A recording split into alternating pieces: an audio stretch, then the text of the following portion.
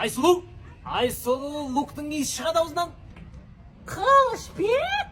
Да, ну, тірісің ба не сен? Кеше өліп іштім, бірақ бүгін тірімін. Прикинь, шықса қыдырып қайтайық та. Такой простой, ага. Мен саған шыға салады екенмін, сен қайықта болдың осы уақыт бойы. Жарты жыл өтті ғой уже. Прикинь, менше білмей тиктокқа кіріп кеткенмін ғой. Сол тиктокта отырып, уақыттың қалай өтіп кеткенін білмей қалғансың ғой, прикинь. Алмас Кешкенбаев Қайрат Өнтектер походу соға кіріп алған ғой, я? Походу солай, бірақ менше біз екеуміздің болашақ семьямыздың қамын ойлап, прямой эфирлерде и батылдарда розочка жинап жүрдім ғой мен бұл уақытта.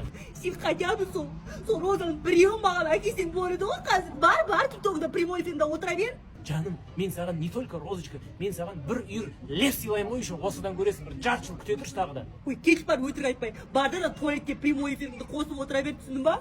Сен оны қайдан білесің? Папам айтты. Папаң да далбан екен, тиктокта отырады. Сен папама кеш жома, түсіндің ба? Короче, Қызбек былай келісейік. Мен қазір шығамын, бірақ сен тиктогыңды удалитесің, түсіндің ба? Кете мен әлі тикток үйіне бере салмадым ғой, жынсың ба, давай. Ладно, кетпей қойың, ай, батылға бірге керек. Қызбек, тоқта!